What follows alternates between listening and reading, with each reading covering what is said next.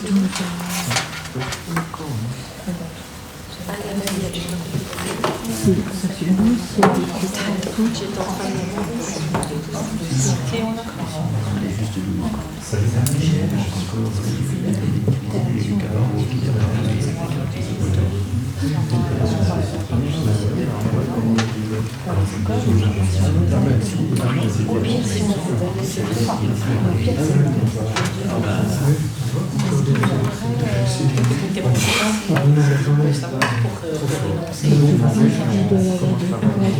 dois avoir la lumière là, non? Ah merde, je cherche, oui. La pompe à eau. Ouais, voilà. Non, c'est bon.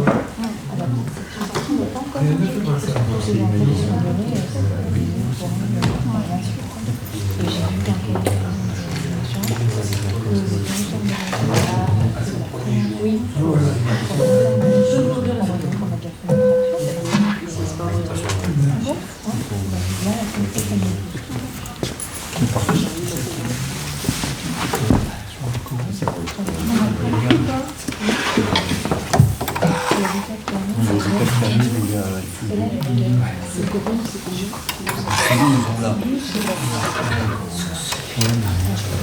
Bien, si vous voulez bien, on va commencer le conseil municipal par l'appel.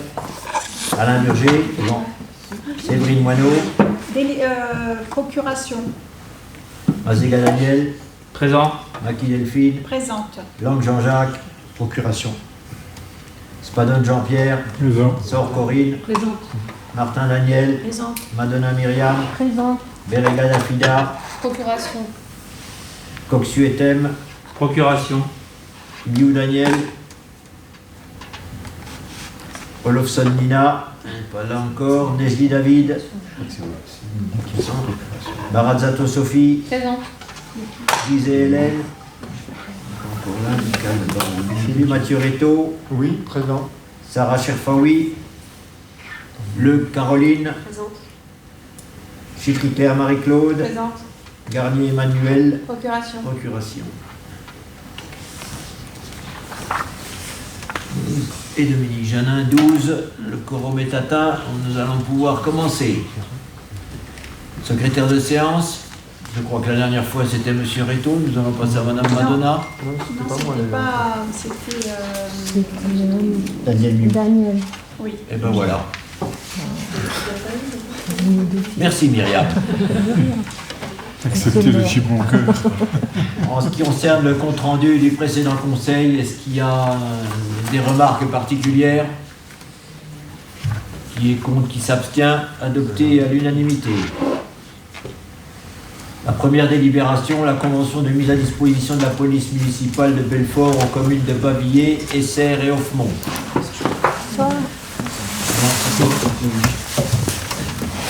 Bonsoir. La police municipale de la ville de Belfort est aujourd'hui composée de 30 agents répartis en 4 équipes. Donc une équipe DTT, une brigade motocycliste et une brigade cynophile. Ils fonctionnent 7 jours sur 7. Lors de leurs interventions dans le quartier des résidences et dans le secteur de la rue de la Fraternité, les policiers municipaux sont régulièrement confrontés à des délits de fuite et des auteurs de rodéo et autres incivités sur le territoire de notre commune. Aussi, afin de pouvoir sécuriser ces espaces, le Code de la sécurité intérieure offre la possibilité de mettre en commun des effectifs de police municipale entre plusieurs communes. Les agents sont alors placés sous l'autorité du maire de la commune dans laquelle ils interviennent. Cette mise à disposition des agents de la police municipale de la ville de Belfort serait effective sur une partie du territoire des communes de Bavilliers, Essert et Offemont. Pour Essert, cela concernerait le parc de la Douce et la zone de loisirs attenante, la rue de l'Aspirant Boutrolle, la rue des Carrières, la rue des Vergers, la rue du Port, le parc d'Essert, le chemin entre la rue de la Fraternité et la rue des Bains, ainsi que la rue du Sous-lieutenant Canino. Toutes ces rues servent généralement d'échappatoire aux auteurs de rodéo et autres incivilités lorsqu'ils tentent de se soustraire à la traque des forces de l'ordre. Pour ce faire, la signature d'une convention de mise à disposition entre les 4 communes concernées est nécessaire. Aussi, il vous est proposé d'expérimenter cette nouvelle organisation sur une durée de 3 années. Ce fonctionnement permettant essentiellement de traiter des actes dont l'origine est située sur le territoire de la ville de Belfort, il est proposé que cette dernière continue de supporter l'intégralité du coût des moyens et des effectifs mis à la disposition. Il vous est donc demandé d'autoriser Monsieur le maire à signer la convention de mise à disposition des agents de la police municipale de la ville de Belfort aux communes de Bavilliers, Essert et Offemont, ainsi que la nouvelle convention de coordination entre la police nationale et la police municipale qui en découle. Des questions?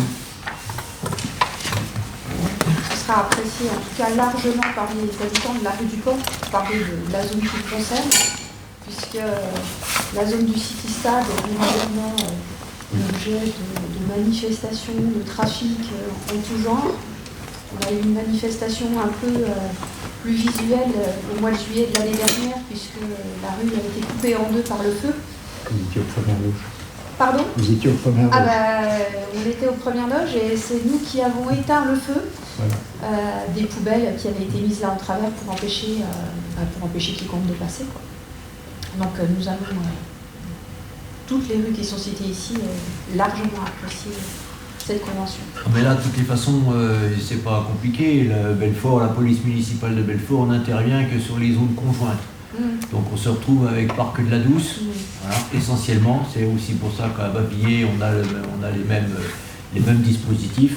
Sur Offemont, ça nous concerne un peu moins, mais enfin nous, on est Parc de la Douce, la zone de loisirs, la rue Boutrol, enfin les zones d'échappatoire. Et le Parc du Mont. Et puis la convention a déjà été signée entre Belfort et la préfecture, mais aucune des communes concernées n'avait passé ça en délibération lors de la réunion en préfecture. C'est pour ça qu'on est censé la signer maintenant.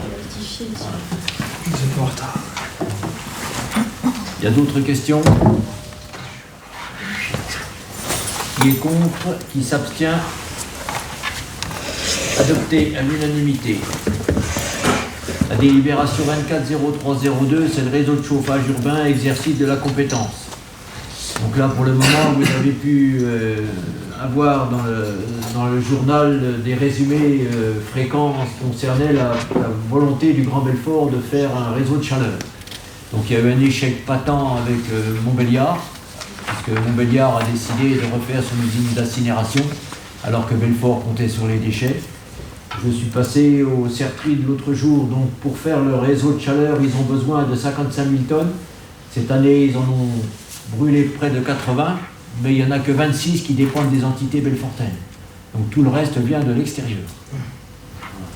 Donc le réseau de chaleur, il est censé être développé, et dans le cadre du plan climat-énergie, ils ont souhaité créer ce réseau de chaleur en sachant qu'ils vont quand même, le kilomètre, c'est 1 million d'euros du kilomètre. Et ils ont grosso modo 18 millions pour rejoindre Belfort. Et il leur faut au moins 1000 habitants. 1000 habitations pour avoir une rentabilité sur le réseau de chaleur. Donc ça va être réservé aux zones d'habitat un peu denses, comme les résidences, les glacis, la structure militaire, enfin, et les usines. Donc Essert ne sera pas concerné. Donc l'analyse de la situation juridique est détaillée dans la note de présentation. Il en ressort que le contexte justifie une démarche au niveau intercommunal portée par la communauté d'agglomération du Grand Belfort. C'est pour ça qu'il demande l'avis de la totalité des communes. Pour cela, il vous est proposé de procéder au transfert de la compétence création, aménagement, entretien et gestion des réseaux urbains de chaleur et de froid détenus actuellement par chacune des 52 communes de l'agglomération belfortaine. À l'heure actuelle, le seul réseau de chaleur qui existe, c'est celui qui est au glacis. Donc ils vont agglomérer tout ça, ils vont les relier entre eux avec des procédés, puisqu'ils seront obligés d'ajouter des stations secondaires. Donc là, il y a juste une petite précision qui n'engagera pas la commune sur ce type de décision, puisque le cahier des charges, il prévoit au minimum 2 mètres d'ouvrage différents pour que ce soit une qualification de réseau de chaleur. Donc notre école Cousteau, par exemple, qui chauffe 3 ou 4 bâtiments avec le même réseau, n'est pas concernée par ce réseau de chaleur, puisqu'on est les seuls maîtres d'œuvre.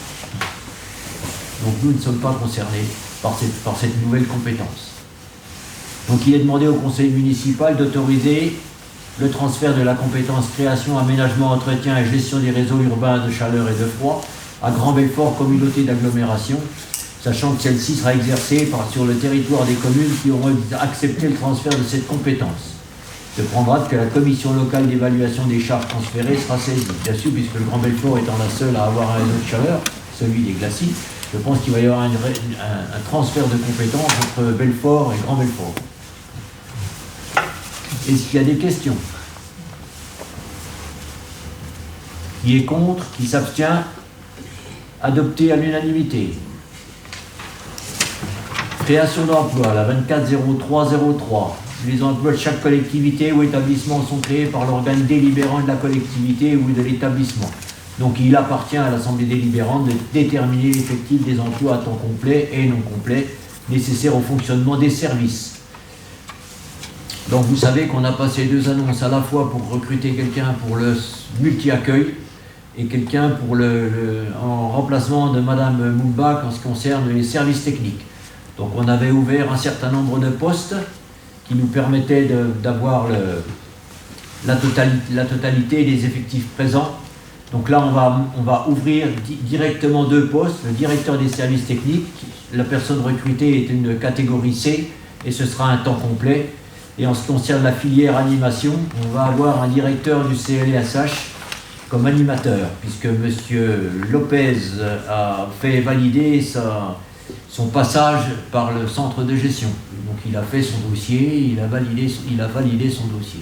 Donc on vous propose l'ouverture de poste pour passer en catégorie B.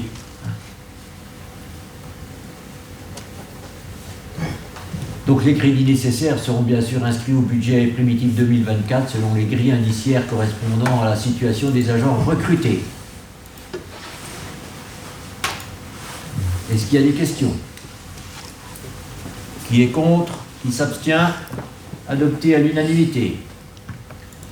Suppression de poste, la 240304. Donc dans le même cadre que les postes qui ont été ouverts, afin d'avoir le maximum de cursus ou de possibilités, on avait ouvert des postes de technicien principal de 2e classe et technicien principal de 1re classe. Donc on vous demande simplement d'adopter la proposition comme quoi on supprime ces postes qui ont été ouverts puis qui ne seront pas utilisés. Est-ce qu'il y a des questions? Qui est contre? Qui s'abstient? Adopté à l'unanimité. Modification des services, des tarifs municipaux, modification à la 240305. Donc vous savez qu'on a un jardin du souvenir sur la commune d'Essert. Jusqu'à présent, les plaques étaient facturées 40 €. Elles revenaient à la commune à 46 €.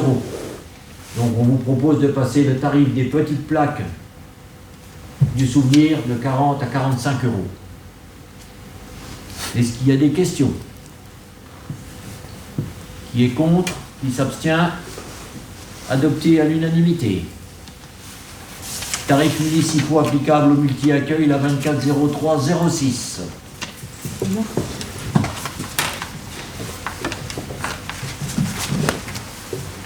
Donc, tarifs municipaux applicables au multi-accueil. Comme presque chaque année, la CAF revalorise le tarif en fait, au taux horaire de l'accueil à la crèche. Et donc cette année, ils ont rectifié le plancher, c'est-à-dire qu'ils ont modifié l'accès au plus grand nombre de familles en passant de 8 547 € à 9 189. Le tableau est assez compliqué. Ils ont fait une revalorisation donc, du plancher pour donner un accès au plus grand nombre de familles, mais cependant, ils ont modifié donc, le taux horaire et ils sont passés de 0,44 à 0,47. Donc, ils favorisent un plus grand nombre de familles, mais ils demandent un effort supplémentaire à chacun. Et le tableau est décliné suivant le nombre d'enfants, comme vous le voyez dans le tableau. Donc, simplement, la commune suit les recommandations de la CAF en augmentant le tarif. Ils ont rectifié donc le plancher uniquement là pour le moment. Et en septembre, ils augmenteront le plafond. Donc il est demandé de valider la tarification appliquée aux familles fréquentant le multi-accueil, suivant le document suivant.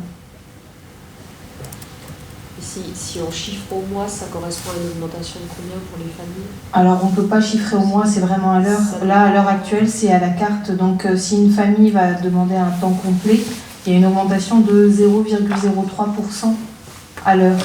Donc, sur un grand volume, forcément, ça va faire une augmentation conséquente, mais je ne peux pas vous chiffrer ça. De toute façon, c'est les tarifs qui nous sont proposés par la CAF à partir du moment où on est dans le cadre de la PSU, on n'a pas vraiment le choix, à moins de vouloir supprimer les aides de la CAF. Et là, on verra au niveau du budget qu'en réalité, c'est un des services qui est le mieux subventionné par rapport à l'enfance et à la jeunesse. Donc là, on nous demande notre avis, mais je pense qu'ils ne souhaitent pas vraiment l'avoir. Voilà.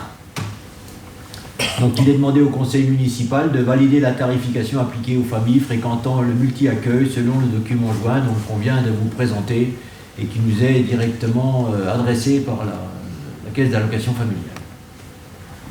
Il y a d'autres questions? Qui est contre? Qui s'abstient? Adopté à l'unanimité.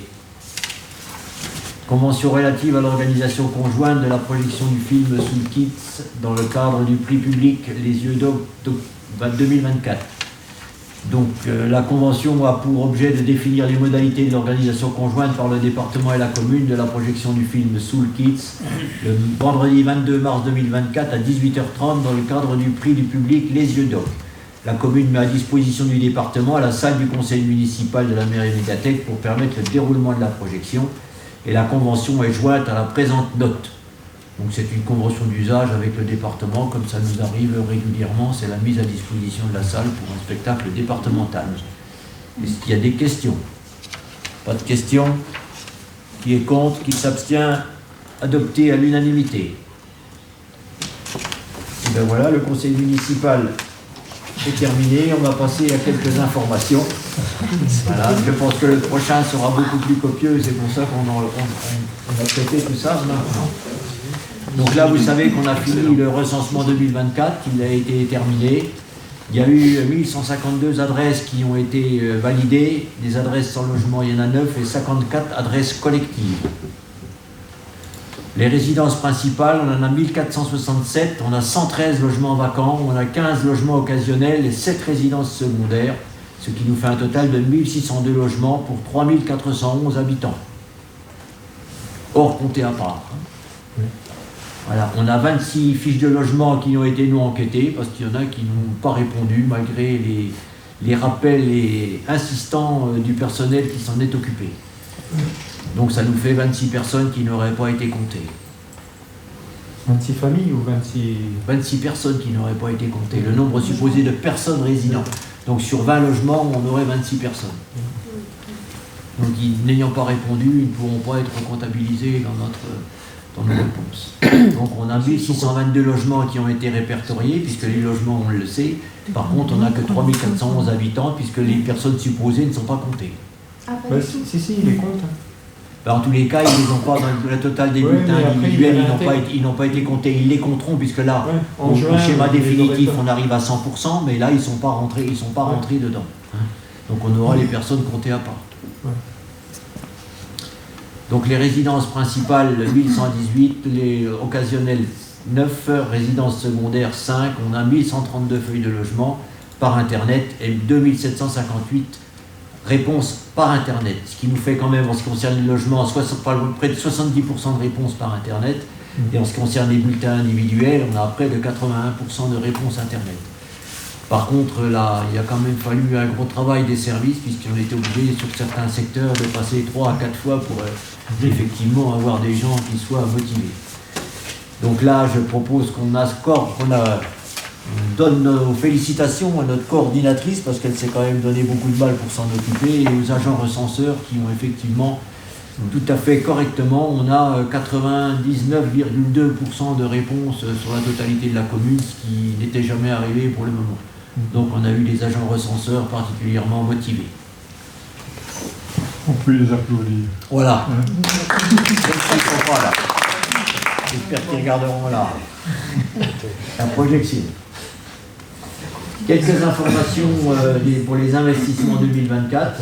Donc là, vous savez, on avait voté au mois de décembre une demande au département de l'aide aux communes pour les aménagements de sécurité sur la rue de Lattre de Tassigny. On a eu environ un peu plus de 15 000 euros. On a eu une réponse négative du département, ils n'ont pas assez de sous pour nous accorder une aide sur le secteur. On a maintenant la deuxième question, c'est le renouvellement des ordinateurs de l'école Tasief. Donc vous savez, qu'en ce qui concerne les écoles, comme toutes les écoles du département, l'ENT devient une compétence du Grand Belfort Communauté d'agglomération. Donc on avait déjà eu le problème, puisqu'on avait renouvelé les ordinateurs de Cousteau pour la rentrée 2022, avec des ordinateurs portables, puisqu'on avait créé une classe supplémentaire. Et là, l'école Tasief nous sollicite pour le remplacement de la totalité aussi de ces ordinateurs qui ont à l'heure actuelle une quinzaine d'années et qui ont un petit peu du mal à accepter les nouveaux logiciels, les nouveaux traitements de texte.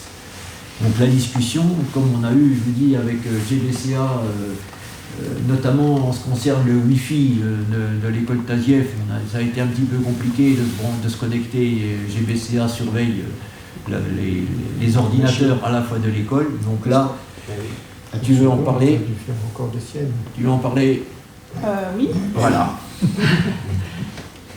Donc effectivement, donc pour les ordinateurs, lors de la dernière, lorsque nous avions voté pour l'achat des 15 ordinateurs pour Cousteau, on s'était engagé effectivement l'année suivante à doter l'école Tasief également de 15 ordinateurs pour que les deux écoles soient pourvues de même façon.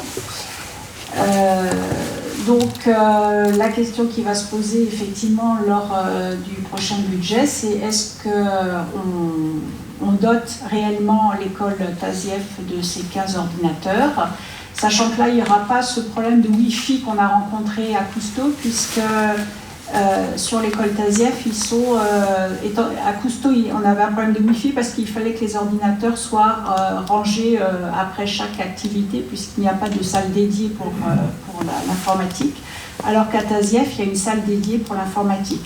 Donc les ordinateurs peuvent être reliés par Ethernet, c'est ça? Oui, par voilà.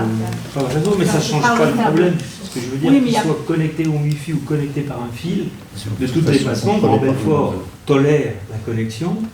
Oui, mais il n'y aura pas, avec les réserves qu'Alain avait mentionnées. Il n'y aura pas de besoin de Wi-Fi, oui, particulièrement. Voilà. C'est donc, pas ça sera moins compliqué.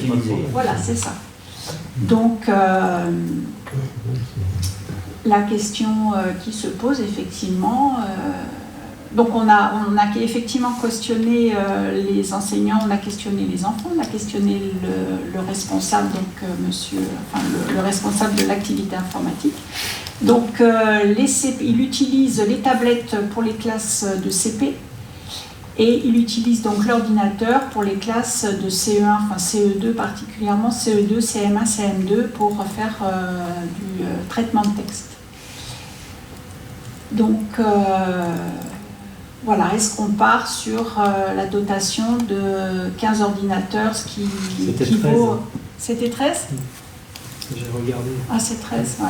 Ce qui équivaut à 6 500, 7 000 euros d'investissement. Donc la question, c'est l'inscription au budget. Voilà. Est-ce qu'on inscrit ça au budget ? Il faudrait tout changer ou il change juste les tours? Il garde les écrans, les claviers? C'est du matériel qui a presque 15 ans. Tout est vieux en fait. Donc là, il faut vraiment... Ça a 14 ans bien tassé. Là, il faut faire place nette. Et par rapport à un chariot avec des portables aussi, il y a une différence de prix Alors le chariot, je ne me rappelle plus combien tu avais sorti pour l'acheter, c'était assez cher, non? Le problème qu'on a, c'est qu'autant sur Cousteau, on a été obligé de faire du mobile, puisqu'il n'avait plus de salle informatique dédiée, donc il faut que tout soit rangé et que tout soit mis de côté pendant la période où ce n'est pas utilisé. Sur Tasief, on n'a pas ce même problème, puisque là, on a Après, une salle dédiée. quand il fait chaud, avec les ordinateurs en plus. Oui, mais je ne suis pas persuadé que les enseignants, notamment la salle de classe qui est ici, ne déplacera pas les ordinateurs. Ah oui, c'est sûr. Voilà. Donc ça veut dire que la salle de classe, la salle informatique, elle va rester à Tasief, elle va rester au-dessus. Donc on a moins de problèmes de logistique et de déplacement. C'est plus facile de déplacer les élèves que de mettre en place systématiquement la totalité des ordinateurs à chaque fois. Après le chariot, il peut rester dans la salle dédiée. Oui. C'est ça. faut juste comparer les prix en fait, sinon on rachète. C'est ça, c'est une Voilà. question de prix. Le problème là pour le moment, la décision, c'est de savoir si on inscrit effectivement l'informatique à partir du moment où Grand Belfort Communauté d'agglomération a pris la compétence. Donc là, il s'avère quand même qu'on a un résultat informatique, je pense, au niveau des enfants des serres, qui est plutôt meilleur quand ils arrivent en 6e, puisqu'ils ont déjà une petite pratique des ordinateurs. Il semblerait, d'après ce qu'on en sait, que les tablettes, c'est plus compliqué quand il faut faire des traitements de texte, c'est pas toujours approprié et c'est pas très facile. Donc c'est vrai que l'utilisation de l'ordinateur en lui-même est quand même plus favorable pour le travail informatique que la tablette. Donc la question, si tout le monde est d'accord, c'est qu'on inscrira ça. C'est un petit peu gênant d'avoir une école qui est équipée puis pas l'autre. Voilà. Ça paraît... Je pense qu'il faut une équité dans le traitement. Si on a accepté pour l'un, il faut accepter pour l'autre. D'un côté, pour l'un, c'était une obligation, ou alors il fallait arrêter l'informatique à ce moment-là. Oui, c'est ça. À partir du moment où on a traité différemment, et on a choisi de continuer, puisque là, vous savez, quand ce qui concerne l'informatique, on n'a que 2 communes qui fonctionnent comme ça. On a Danjoutin et Essert. Les autres, c'est les enseignants. Ce qui nous paraît favorable sur Essert, c'est que vous avez une progression de l'informatique qui va se passer sur la totalité du primaire. Voilà, dans les autres communes, en fonction de l'enseignant qui est plus ou moins doué en informatique et dans l'usage des tablettes, c'est plus ou moins laissé dans les placards. Il y en a qui ne les sortent même pas. L'autre avantage, effectivement, alors c'est effectivement l'informatique et le fait que les enfants acquièrent une autonomie et puis une connaissance sur l'informatique, mais il faut savoir que donc, les classes sont dédoublées quand il y a informatique, et donc ce qui permet aux enseignants de garder une moitié de classe et parfois de garder des élèves qui sont un peu plus en difficulté et de pouvoir adapter le contenu à ces élèves. Donc c'est vrai, c'est aussi quelque chose de pédagogiquement positif. Hein. Après, on sait qu'au collège, il y a une formation obligatoire, puisque c'est PIX qui met en place, je ne sais plus si c'est à partir de la 6e, mais au moins dès la 5e, qui permet de travailler un certain nombre de compétences, alors certes un petit peu plus en autonomie. Les gamins, pour les retours que j'en ai en tout cas, même si certains ont plus de difficultés, mais je dirais que comme dans n'importe quelle matière, les gamins sont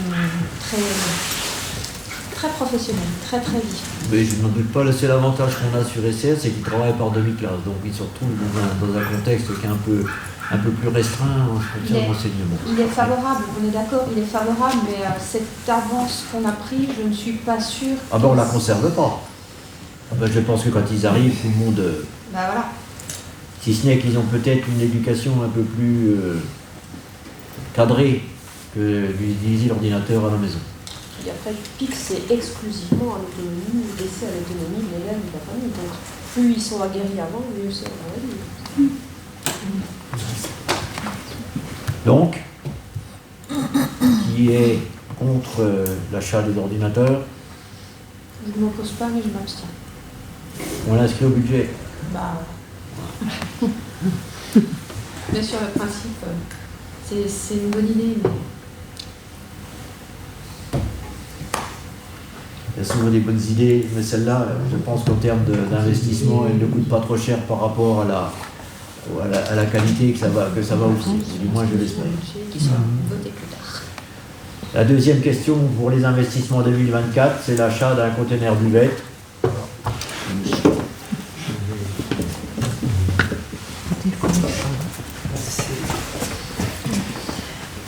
Tu l'as prise.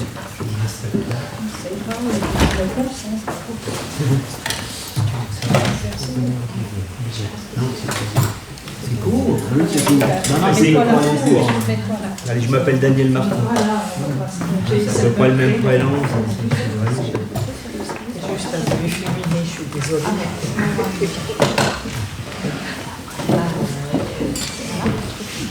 Wow. C'est pas le même pays. C'est un direct. C'est envolé, quoi. C'est un voyage d'études. En fait, on était dedans. Bien.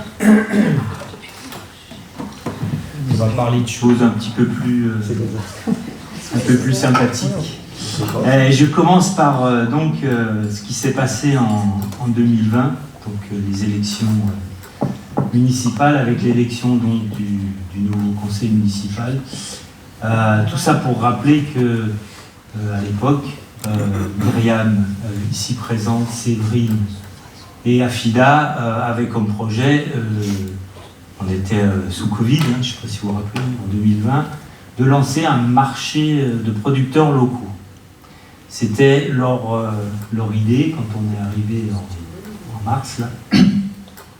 Ça, c'était pour la partie, on va dire, producteur. Et de mon côté, j'avais comme projet de faire des petites soirées musicales le jeudi. Donc, d'un côté, il y avait les producteurs le vendredi, et de l'autre, il y avait la partie musicale. Et au final, on s'est réunis en discutant, on s'est dit c'est peut-être pas la peine de faire 2 soirées dans la semaine, ça va faire beaucoup pour les Essertois, qui sortent très peu, paraît-il. Donc on est revenu sur un format du jeudi où on a mis en place donc la première année les marchés de producteurs et la musique.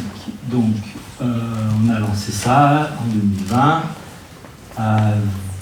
J'ai mis une petite photo de la fille là, c'est dommage qu'elle ne soit pas là, avec l'empreinte éco-nature. Et puis sur la droite, donc la représentation de ce qu'on avait fait en termes de buvette, c'est-à-dire que la première édition, on n'avait pas du tout géré tout ce qui était buvette.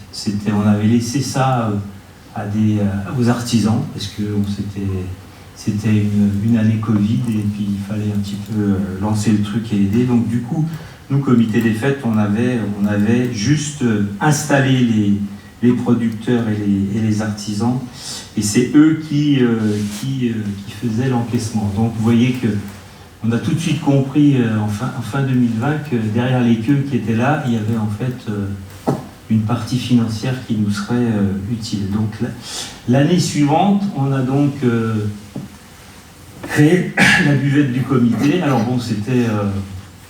Lucas s'en souvient bien, je pense. Hein. Donc on venait à 13h, on installait tout ça, les tables, les machins, la tonnelle, le frigo, la tireuse à bière. Donc on mobilisait un certain nombre d'énergie sur les coups de midi. Et c'était pas forcément très simple à gérer.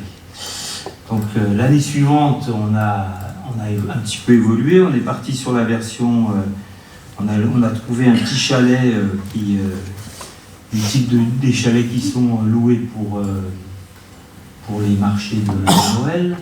Et là, on a donc commencé à avoir une structure en permanente, on va dire, sur l'événement.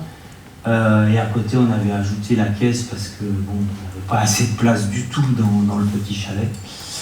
On a aussi fait évoluer les choses dans le sens que côté producteurs et artisans, hélas, ils se sont écartés de l'événement parce qu'ils n'y trouvaient pas leur compte. Et nous, ce qu'on a fait, c'est qu'on a rajouté une structure enfant parce qu'on s'est bien rendu compte que les familles qui venaient avaient besoin de pouvoir un petit peu lâcher leurs enfants dans un coin et puis pouvoir profiter des soirées.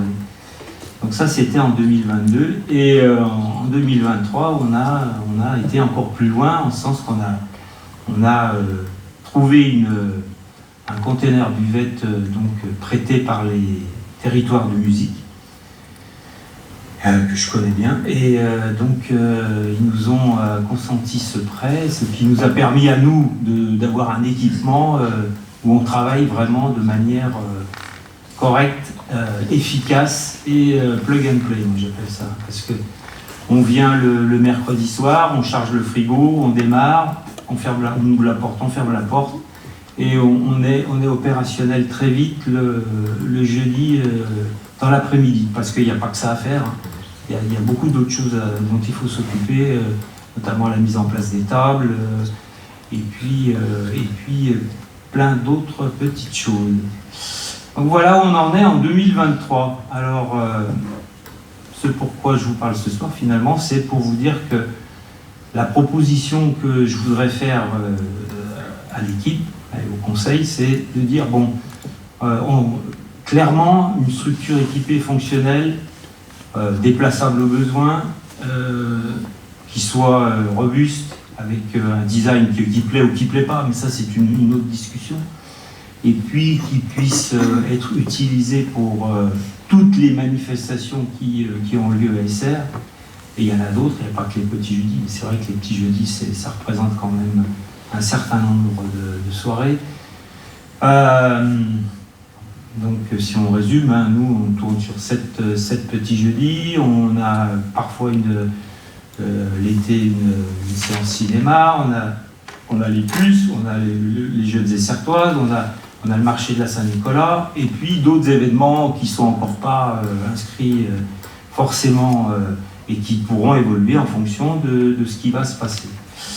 Donc cet équipement que je pense nécessaire aujourd'hui pour pouvoir travailler efficacement et de manière, on va dire, avec un niveau de bénévolat restreint, parce qu'on en est là aussi, il faut bien le reconnaître, on n'a pas non plus pléthore de bénévoles. Voilà, donc moi, ce que je vous propose, c'est que nous investissions dans quelque chose qui soit à la commune ISR. Alors bon, je vous ai mis des exemples de couleurs ou de déco. Enfin, on peut imaginer un petit peu tout ce qu'on veut par rapport à ça. Mais c'est un peu ça que je propose d'avoir ici installé sur la place de la mairie, ce qui fait qu'on aura un équipement qui, de mon point de vue, est utile. Alors, au niveau de ce que ça coûte, ça coûte à peu près 14 000 € hors taxe. Donc, l'idée du découpage du financement, ce serait un tiers pour la mairie, un tiers en dotation DSIL ou DETR de l'État, et puis un tiers sur l'enveloppe que le Grand Belfort nous accorde. Donc, en gros, 5 000 € pour la mairie. Voilà, à mettre sur un truc qui va être là et qui va durer, qui ne va pas disparaître. Alors, comme point de repère, parce que j'aime bien avoir un petit peu de point de repère et rappeler un petit peu les choses. Donc, 5 000 €, c'est une année de location d'un panneau double face à l'entrée des serres. C'est un peu moins de 2 mois du salaire d'un agent de catégorie C. Et puis, ça représente à peu près l'écart entre ce que la commune dépensait en budget de télécom avant 2020 et ce qu'elle dépense actuellement. Voilà. Donc, y a-t-il des questions par rapport à cette proposition ? Le bénéfice sur les petits jeudis, par exemple, de 2023, c'était quel montant à peu près ? Alors, on a fait l'Assemblée Générale, c'est dommage que tu n'aies pas pu venir. On a montré que, au final, toute chose, parce qu'on a aussi acheté des équipements, c'est qu'on a investi sur de l'équipement qui part au comité des fêtes, notamment des chariots de transport, parce que ça aussi, c'est toute la manutention des tables et autres. On a acheté un peu de lumière, on a acheté quelques équipements. Globalement, on a tourné à 24 000 € sur les petits jeudis. Et avec les investissements, on a dû tourner à 23 000 € de dépenses, quoi. Ça veut dire que ça peut s'amortir sur ceux de l'année prochaine ou que... Alors, là, l'idée, c'est pas de mettre ça dans le budget du comité des fêtes. Hein. L'idée, c'est de mettre ça dans le budget mairie. Oui. Parce que nous, on n'a pas les moyens d'aller sortir 14 000 €. Il faut absolument... On revient à ce que je disais tout à l'heure. C'est-à-dire qu'il faut qu'on ait de la subvention et voilà. Je ne suis pas sûr que la DETR finance ce genre d'équipement. Mais la DSIL peut-être. Moi, j'ai regardé les intitulés. Bon, après, c'est la manière dont on présente les dossiers. Hein. Ça, c'est toujours un peu le même truc. Moi, ce qui me dérange, c'est de demander le Grand Belfort, en fait, la subvention du Grand Belfort sur ce projet-là. Je pense que cette aide du Grand Belfort, ce serait plutôt pour Moi, je vois plutôt pour les écoles ou pour. Enfin, c'est plutôt que pour un. Alors, on est dans l'équipement de loisirs, on est dans l'animation, et l'animation ça oui, coûte, mais ouais, donc il faut. Oui, C'est vrai que. C'est bien, mais moi, je vois pas du tout ça là-dessus, quoi, sur cet équipement qui ne bénéficie pas à l'ensemble des emplois. Et le conteneur, il va rester là en permanence. Ah bah oui, il est difficile de le mettre là, parce que sinon on peut le déplacer, mais on perd un peu l'avantage du truc, quoi, parce qu'il faut qu'il soit disponible quand on en a besoin. C'est pas très. Ce qui dérange, moi ce qui me dérange, c'est le coût. 15 000 €, ça me paraît cher. Et deuxièmement, que ça reste à l'emplacement tout le temps. À demeure. Donc sur la place, mettre quelque chose comme ça sur la place à demeure 12 mois dans l'année, moi je ne suis pas tellement favorable. Et moi c'est le coût, parce que je pense que ça doit exister moins cher, je pense. Qu'est-ce qui justifie les 14 000 hors taxes? C'est parce que moi j'ai consulté des gens et puis des boîtes qui sont spécialisées là-dedans. Oui, parce que c'est pareil, à différents devis. C'est compris, les 14 000, c'est compris avec les raccordements, parce que j'imagine qu'il faut le raccorder à l'eau, à l'électricité. Ah non, là on met pas de fluide, on met juste que de l'électricité, on met pas d'eau ou pas de liquide, parce que sinon si on commence à gérer les problèmes de flotte, ça devient très compliqué, quoi. Bon, la partie électrique. Le conteneur, il fait quelle dimension? C'est un 20 pieds.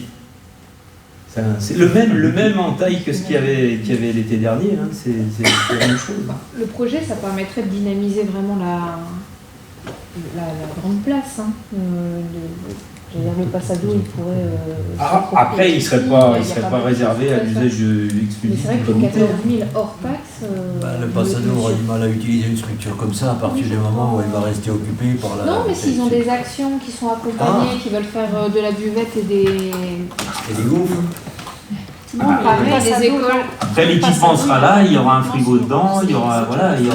J'imagine que si c'est par la mairie, ça pourra passer de main en main par rapport à différentes associations.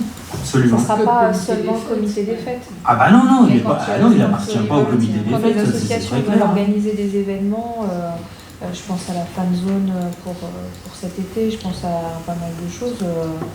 C'est bien, mais est-ce qu'il n'y a pas différents devis qui pourraient être présentés par rapport à ce. Donc moi je me suis permis de faire un devis. Oui. Je l'ai envoyé tout à l'heure, parce que je l'ai reçu cet après-midi. En 20 pouces, démontable. Démontable, je m'entends. C'est mieux démontable. On est à 6 862 € TTC. Mais ça n'a rien à voir, c'est du container en tôle de 0,8, d'accord, 0,8 mm. Et là, on est sur de la tôle de 2 mm, on est sur quelque chose qui... si ça reste dehors en permanence, il vaut mieux quelque chose d'assez... Ça risque de subir aussi démontable, là. Ouais, mais qui dit démontable, montage, c'est justement pas le but, c'est que le truc soit là et plug and play, quoi. C'est-à-dire on arrive, on le branche, on démarre, quoi. Donc après il y a moins de 20 jours dans l'année utilisables actuellement. Oui. Même, voilà. Mais d'accord, mais pour avoir quelque chose permanent ici, c'est vrai que c'est quand même. C'est pas très moi esthétique, si tu veux, moi je vois l'intérêt d'avoir quelque chose pour travailler correctement. C'est clair que... Après, peut-être étudier la solution démontable, montable. Après, ça ne résoudra pas grand-chose, au sens qu'il faudra mobiliser de l'énergie pour monter, démonter, quoi. Donc, ces solutions-là... je ne sais pas du tout si un truc qui est démonté... la structure qui va dire tiens j'aimerais bien l'avoir, oui mais il faudrait le monter. Et là on va commencer à se poser des questions, qui va le monter, comment on va le monter, parce que moi je suis pas favorable du tout à un truc qui se démonte et qui se remonte. Et l'utilisation d'un semi-remorque? Alors un semi-remorque c'est un peu haut quand même pour aller faire surbaissé bien sûr. Moi je connais pas. J'ai jamais vu, perso, mais je connais pas tout, donc je dis pas ça, mais... La fête de l'ours à Plancher-les-Vignes. Oh là! Ouais, mais là-haut, attention! J'ai souvent prêté un sur-remorque. Oui, mais eux, ils font une scène sur le semi-remorque, c'est différent.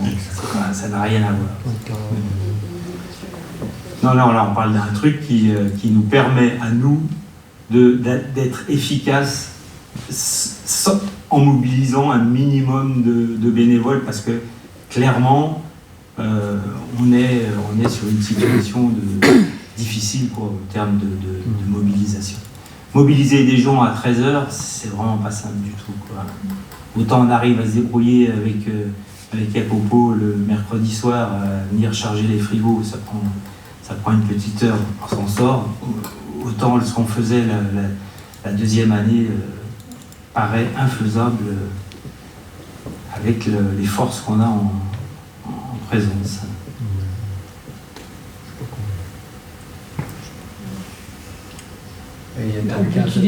Non, j'ai eu deux devis. J'ai eu deux devis qui tournaient à peu près dans les mêmes eaux. Mais attention, le devis dont Alain parle, ça n'a rien à voir. C'est une tôle de 0,8. C'est un truc, c'est fin, quoi. Voilà, tu peux pas comparer une tôle de 0,8 avec une tôle de 2. Ça n'a rien à voir. Un container, c'est costaud. De toute façon, c'est fait pour ça. Hein. C'est fait pour vivre sur les bateaux, pour traverser de la Chine à l'Europe. Un truc très robuste, quoi. Un truc très robuste. À l'intérieur, c'est réfrigéré. Alors pour ce prix-là, il est livré avec l'équipement électrique à l'intérieur, la lumière, les prises, ce qui est vraiment absolument indispensable pour travailler.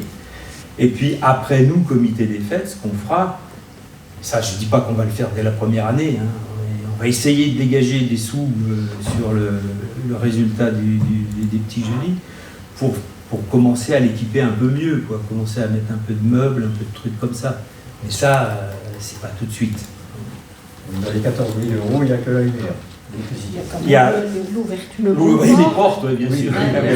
Non, mais oui, il y a l'auvent, enfin tout ça, quoi. Parce que dernier voyage, pas équipé, ça ne doit pas être si cher. Non, bien sûr. Il y a tout ça, quoi. Voilà, c'est ça, la couvert, l'auvent qui s'ouvre, les portes, voilà. Et en gros, il ressemble à ça. Est-ce que le laisser en permanence, c'est pas aussi un risque de dégradation? Moi, je pense pas. Parce qu'on est quand même surveillé par la caméra. Ça va pas empêcher ça. Ah, le feu, ça. Ça, c'est le mec qui fout le feu. Le vandalisme. Alors Dan, non, on n'est jamais à l'abri. De toute façon, on ne peut pas s'affranchir de vandalisme, c'est clair. Dan, si on n'a pas ça, ça veut dire que par exemple concrètement pour cet été, est-ce que le partenariat qu'on a eu, si jamais ça passe pas ça, est-ce que le partenariat qu'on a eu avec le container de l'année dernière peut être reconductible, ou est-ce que cette fois-ci il est payant sous forme de location, et quel coût ça a une location pour un été de container? En fait, très concrètement, pour 2024, on ne va pas arriver à voir ça. Parce que il faut faire les demandes de subventions, machin, c'est clair, on ne sera pas le. Donc ça, c'est 2025. Pour 2024, j'espère bien que ce qui s'est passé l'année dernière puisse se reproduire, parce que de toute façon, il va nous falloir une solution pour travailler. Voilà. Maintenant, c'est pas moi qui décide, hein, c'est eux. Hein. Donc eux, ils ont des besoins, leur container, ils les prêtent pas, ils les louent, ils les louent pas. Enfin, je sais pas. Et la location, c'est combien? Alors la location, c'est extrêmement cher. Ça coûte 1000 balles de transport aller, 1000 balles de transport retour à peu près, plus 1200 balles de location sur les 2 mois, voilà, on parle de 3200 balles. C'est extrêmement cher. Parce qu'il y en a, enfin, je veux dire, il y a le transport qui est cher. Il faut un camion équipé qui prenne le truc, qui le lève.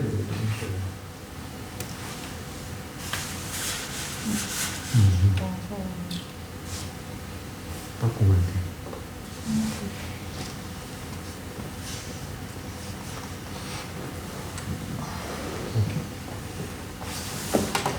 La question, Moi, je vous propose ça. inscrit pas. Non. Non, je peux pas. Puisque là, vous savez que le budget, quand il va être voté, Ce ne sera pas sur le budget 2024. hein? Ce ne sera pas sur le budget 2024. Non, mais ça veut dire aussi qu'on va entamer, ne serait-ce que sur les demandes de subvention, le Grand Belfort ne pourra pas les refuser puisque ce serait dans le cadre des 2 communes. Par contre, la commune, il faut qu'elle mette 5 000 € apparemment dans le conteneur. Donc on est à plus de 15 000 TTC, plus les aménagements qu'il y aura éventuellement à faire à l'intérieur. Donc c'est pas anodin aussi pour une manifestation. Autant le comité des fêtes, jusqu'à présent, ils avaient les toits, ils avaient les toiles, ils avaient les tentes, ils avaient un peu ce qu'il fallait pour organiser une buvette, mais il n'y avait rien de fixe. Après, savoir si on a intérêt à avoir une structure comme celle-là fixe devant la mairie, j'ai peur qu'ils ne sont pas très heureux. Ça, c'est des choses qui sont particuliers. Moi, je trouve que c'est pas moche. Esthétiquement, pour moi, c'est tout à fait. Ça se fait bien. C'est des trucs qui sont assez courants. Donc moi, ça me choque pas. Je trouve pas ça moche, mais après.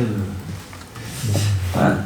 Moi, ce que je sais, c'est qu'on a besoin de quelque chose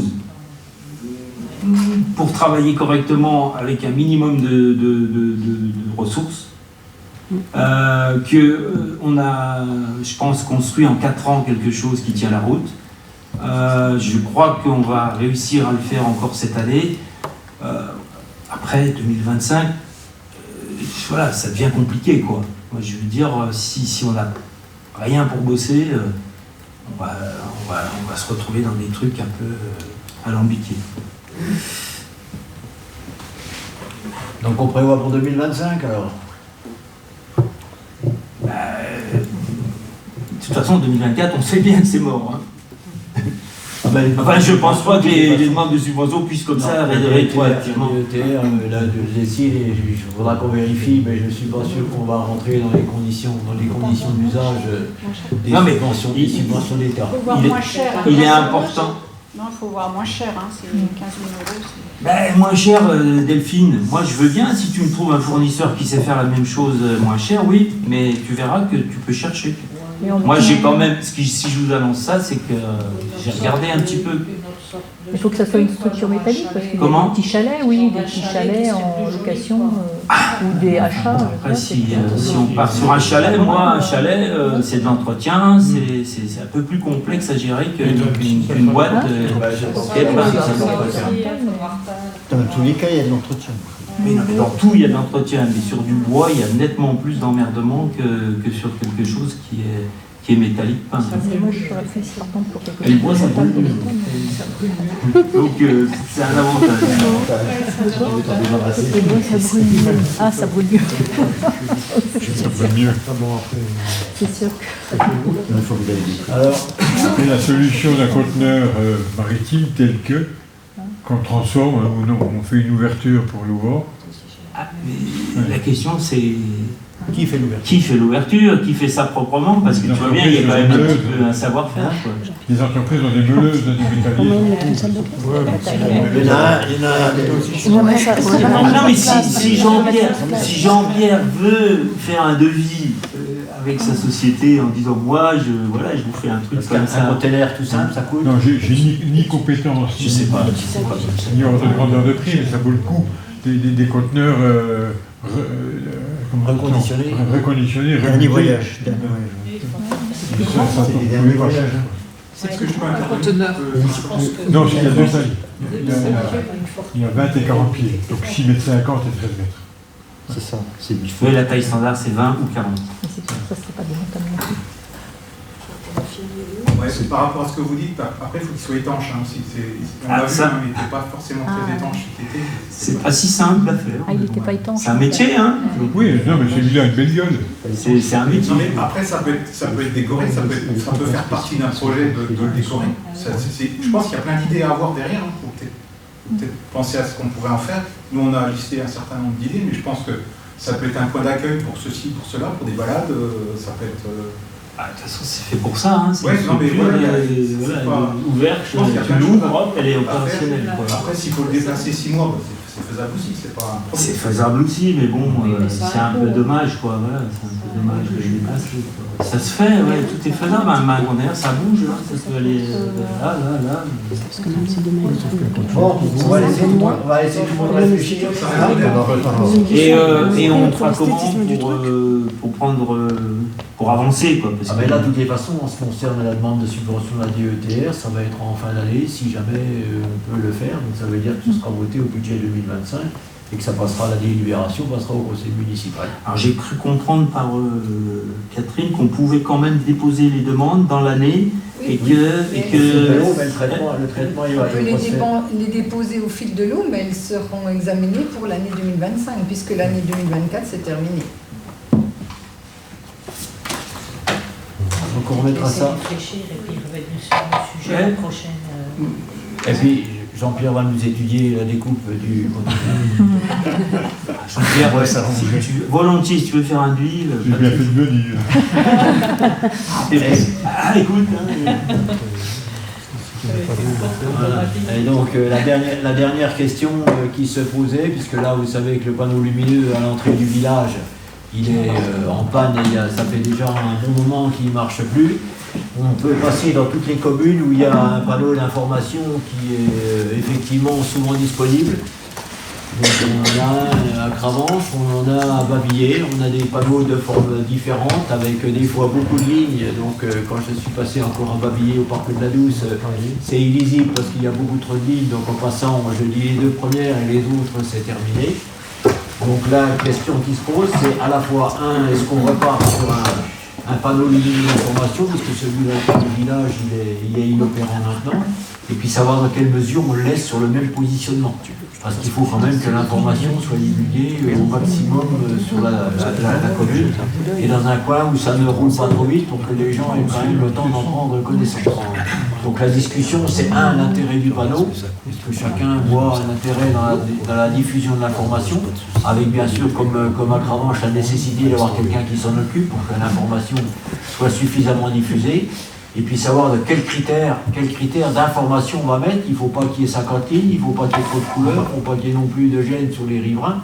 Donc ça veut dire que les messages ils vont être quand même relativement limités. Donc la discussion, c'est de savoir si on repart sur un panneau lumineux, comme ça se trouve sur la grande majorité des communes. Donc là, je vous laisse la parole, pour ceux qui veulent la prendre. Si je peux donner une opinion, moi je trouve que ça sert à rien. C'est très joli comme ça, mais c'est une danseuse. Il faut peut-être que je prenne mon micro. Ouais. Je dis c'est une danseuse parce que ça coûte horriblement cher. Oui, justement, c'est bien pour ça. C'est bien pour ça. Donc je pense que c'est très joli, ça fait moderne, ça fait tout ce qu'on veut. Alors en parlant coût, justement. Mais bon, voilà, je pense. Et puis là où il est placé actuellement, je trouve c'est. Les gens, à la vitesse où ils roulent, de toute façon, je pense, je suis pas sûr qu'ils. C'est bien pour ça qu'il y a l'intérêt où il est à Cravanche, c'est qu'il est à proximité des commerces, c'est que les gens qui vont à pied, ils arrivent à lire les choses qui sont dessus.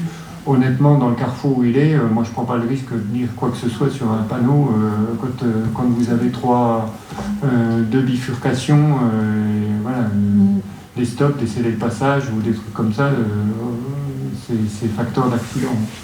Donc, et après, ça coûte quand même relativement cher.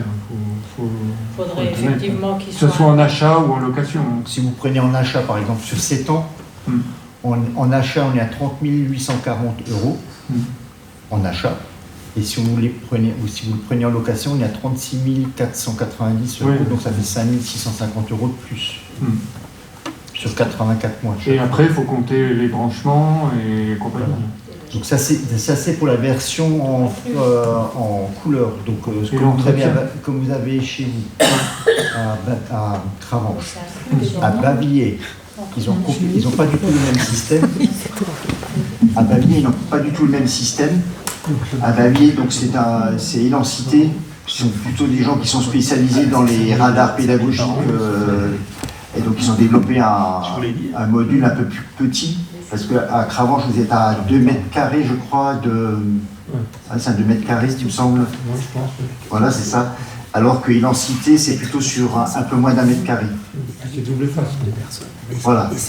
Moi, c'était double face aussi, les 30 000, les 36 000. Par contre, Identité, donc, au niveau des coûts, ça n'a rien à voir. Donc, sur 7 ans, pour un appareil, avec le Mac compris, on est à 7 210 €. Maintenance comprise, sur 7 ans. Mais on n'arrive pas à lire. On n'arrive pas à lire. Et par contre, l'avantage aussi, c'est qu'ils peuvent être mis sur des mâts ou sur des candélabres. Donc, sans mâts, ils sont à 6 642 € sur 7 ans. Voilà. C'est la différence, et je pense que c'est pour ça que peut-être Bavier, ils ont préféré, ils en ont mis quand même quelques-uns. Donc, pour le même coût, ils en ont peut-être mis 5 ou 6. Voilà. Est-ce qu'il ne serait pas plus pertinent de renforcer la communication Alors la communication, venons-en, IDIWAP. Aujourd'hui, on a 1187 abonnés, IDIWAP. Il y a donc un taux de couverture dans la population de 36%. Depuis le début de l'année, en moyenne, nos messages ont été vus par 483 personnes seulement, donc un peu moins de 15% de la population. Et les 5 messages les plus consultés sur la même période ont été vus par 560 personnes, donc un peu plus, autour de 17%. Donc c'est pas non plus énorme. Non, mais attention, là, tu comptes population totale, faut pas compter comme ça. Il faut dire, il y a 1200 abonnés, ça veut dire... Oui, mais on touche, ça veut dire qu'on touche pas les essais, toi. Plusieurs, comment dire, on va dire une maison par abonné. Il ne faut pas non plus. Donc, je ne sais pas si c'est 1200 maisons, c'est probablement 800, 700 maisons. Voilà. Probablement qu'on est là. Ce qui est pas mal, hein. Ce qui est pas mal du tout pour une application citoyenne. C'est pas mal du tout. Alors, on a quand même beaucoup de. La moyenne, on a quand même beaucoup de. Je me suis pris la peine de remonter en arrière depuis, donc, sur 6 mois, on a quand même beaucoup de messages qui ne sont lus que par 300, 200, 300 personnes. Hein, donc c'est pas non plus... Mais c'est certain, c'est certain. Mais comme ceux qui ne regarderont pas le panneau en voiture... Mais justement, il faudrait le mettre dans une zone où les gens sont à pied, genre vers Super U ou vers la place où il y a le coiffeur, le boucher, par là. Quoi. Après, il y a d'autres solutions. Hein. Il y a, dans certaines communes, ils font un feuillet A4 tous les mois. Alors, avec la distribution dans les boîtes aux lettres. Hein. Il y a des communes qui font comme ça. Hein. Et qui est-ce qui met dans les boîtes aux lettres? Il faut aller les mettre dans les boîtes aux lettres. Non, mais là, je crois qu'il ne faut pas non plus revenir dans les années 60. Là. Mais il y a au fond, je trouve que c'est quand même utile de rappeler aux habitants les événements importants, les inscriptions à l'école, les quelques manifestations, enfin, les élections par exemple, qui vont arriver le 9 juin, enfin, faire un petit rappel. Ouais, mais de là à mettre un panneau lumineux, il n'y a pas, moi, de mon point de vue, il n'y a pas nécessité. Je partage l'avis de Mathieu. Pour moi, c'est un truc qui sert à rien, quoi. C'est vraiment... c'est une danseuse. Voilà. Beaucoup trop faire. C'est sûr qu'on ne peut pas mesurer combien le lit, c'est ça. C'est le problème. Ben là, le problème après, c'est sa lisibilité, donc son positionnement. C'est vrai que sur Serre, on est grosso modo là où il est planté à l'entrée du village, on a 12 000, à peu près 12 000 véhicules jour. Compte tenu de la vitesse, je pense qu'ils arrivent à lire 2 lignes. Voilà. Donc ça veut dire que les messages, même sur les gros panneaux, il faut qu'ils soient limités. Et sur les messages comme Bavilliers, donc sur 1 mètre carré, je pense que 2-3 lignes, c'est tout ce qu'on arrive à lire quand on passe. Ouais. Voilà. Puis après, si vous passez et que vous avez la malchance de tomber sur la météo, vous êtes passé... on peut passer comme on passe au mec. Et comme la météo, c'est la météo de la veille. Comme la météo, c'est un tiers du temps.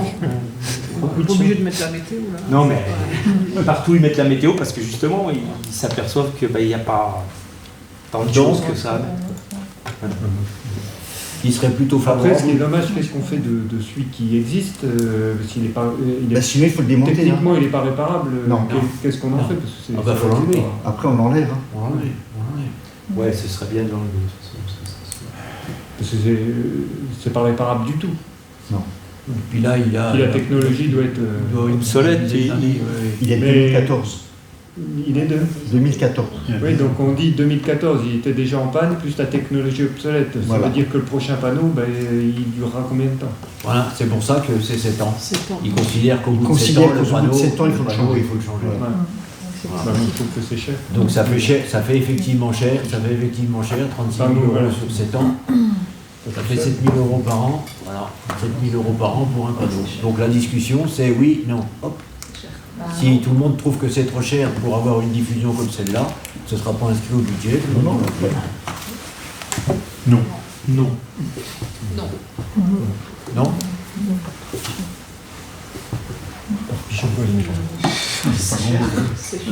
C'est utile. Donc visiblement, je pense qu'il n'y a pas beaucoup de soutien sur le panneau lumineux. Le problème est réglé. Tu viens de récupérer des crédits, Daniel. Voilà. Mais moi, c'est un autre problème. C'est un autre dossier, un autre sujet. Il est en train de dire, la commune va lui offrir un conteneur. On verra si la commune offre un conteneur. Et puis la dernière petite information, donc là vous avez vu qu'on va avoir au mois de juin, donc on aura un autre conseil municipal entre-temps, mais je vous demande quand même de prévoir le dimanche des élections européennes disponibles pour les bureaux de vote. Oui, le 9 juin, 10 juin. Voilà. C'est la seule obligation des Et puis on peut peut-être aussi rappeler que le 23 mars, il y a la journée de nettoyage avec la commune le matin. Donc des chasseurs. si vous avez un peu de disponibilité, allez arracher les pissenlits ou c'est ramasser très un peu bien. de déchets. Ce serait pas mal. Est-ce qu'il y a des questions? Pas de questions? Dans le public non plus? Oui. Oui, je voudrais faire une petite intervention. Enfin, je reviens juste sur l'histoire de la communication. eWAP, c'est très bien. Moi, je l'utilise. Quand j'aurai 10 km de plus au compteur, peut-être que je ne l'utiliserai plus. Hein. Donc, il faut tenir compte de ça. Pour les vieilles personnes, ça serait peut-être bien quand même qu'on fasse quelque chose qui aille jusque chez les vieilles personnes. Mais ce n'est pas de ça que je voulais parler. Je voulais m'adresser à vous pour parler surtout à ceux qui sont les représentants de notre commune, qui est un petit pousset par rapport à Belfort, dans toutes les instances qui sont communes aux gens du territoire, voire à l'extérieur du territoire. J'ai eu une expérience parce que je me suis intéressé, je vais parfois faire les courses au Super U, et j'ai été surpris de ces 4 bornes de charge de voiture, du peu qu'on les utilisait. Donc je me suis dit, peut-être que j'y vais pas au bon moment, je vais essayer de me renseigner pour savoir comment elles sont utilisées. Donc je me suis adressé à Territoire d'énergie, je me suis adressé à celui qui a les éléments, Territoire d'énergie. Donc on m'a d'abord demandé mon CV, pourquoi je vous posais des questions, etc. Je leur ai répondu qui j'étais, que j'habitais dans la commune, et que de toute façon je demande des données publiques qui sont obligés de me donner. Alors que ça a tourné quand même entre les chefs, et finalement on m'a mis en contact avec quelqu'un. Et j'ai dû attendre environ 6 mois pour avoir des renseignements tels que je les voulais, enfin des renseignements simples, bruts, un fichier Excel avec les données. Donc j'ai pu analyser, ça a confirmé ce que j'observais, c'est-à-dire qu'on a mis 4 bornes, mais avec une seule, voire 2, grand maximum, parce que là aussi il va y avoir de la vétusté. Hein, donc on a investi énormément d'argent là-dedans. Et elles sont au mauvais endroit probablement, c'est pour ça qu'on ne les utilise pas à Belfort. Vous serez peut-être content d'en avoir 2 de celles-là en plus, hein, les gens qui habitent en immeuble. Donc voilà, j'ai eu mes données, j'ai eu la confirmation, je voulais juste savoir où on en était. Et quelques temps après, j'ai essayé de demander les données. Et on m'a dit qu'on ne les avait pas parce qu'on avait changé de prestataire et que le prestataire n'avait pas encore fourni ces données qu'on allait les demander. Donc, voilà, ça c'est... Et puis, je vous passe une partie de l'histoire parce que j'ai passé du temps avec la personne qui était en face de moi, qui finalement m'a dit, mais les données vont apparaître sur le site. Mais j'attends encore, ça fait 1 an que je regarde, et les données ne sont pas sur le site. Non, mais peu importe. Non, mais je voulais simplement vous dire qu'il faut faire attention. Quand on vote des choses avec Belfort, il faut aussi demander à ce qu'en retour, on ait des éléments. Si moi je ne les ai pas lus, c'est qu'ils n'existaient pas. pendant 2 ans où j'ai fait la demande, il n'existait pas. Il faut venir les demander directement ici. Parce que nous, on a les statistiques de TDE 90. Non, mais maintenant, vous les avez. Oui. Mais à l'époque où moi je les ai demandés, vous ne les aviez pas parce que j'avais demandé. C'était encore du temps de M. Gaume. On ne les avait pas, pourtant il était vice-président au transport. Donc vous donnez une indication. Je voulais... Non, je vous demande rien de plus. Non, mais ça permet de communiquer des chiffres aussi. Oui, vous pourrez regarder, ASR, personne ne les utilise, c'est bon. Ben non, je ne suis pas tout à fait d'accord avec vous, monsieur. Et quand on compare avec Belfort et d'autres communes plus petites, qui ont peut-être que 2 bornes, on se rend compte qu'effectivement il y a des endroits où c'est...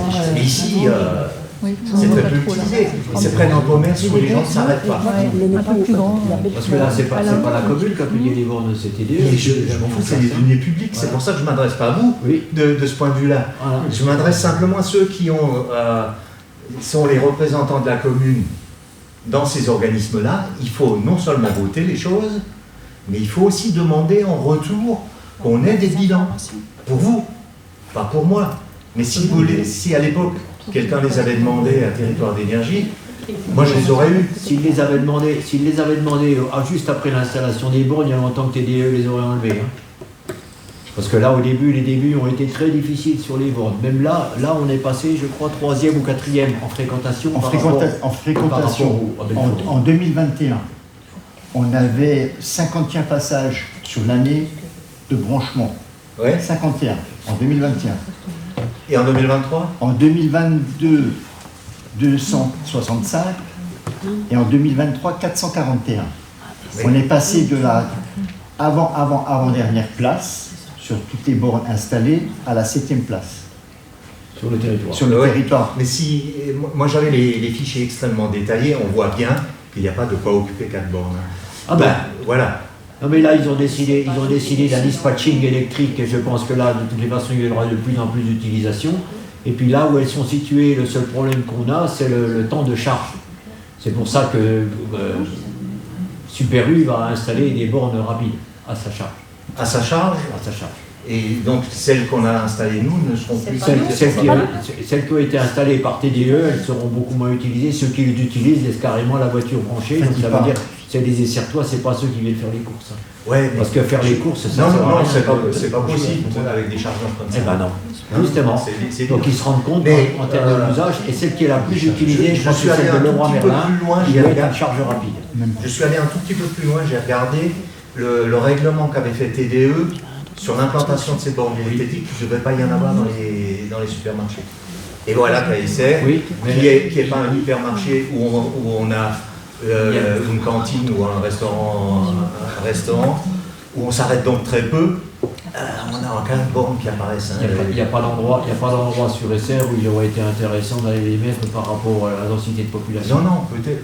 Mais chez le Roi Merlin, ils ont des bornes à charge rapide, mais c'est sur une grande surface, les gens se branchent. Écoutez, si vous retenez qu'une chose, c'est que le jour où vous avez voté quelque chose qui coûte beaucoup d'argent, demandez le bilan au bout d'un certain temps. Voilà. On a voté le réseau de chaleur.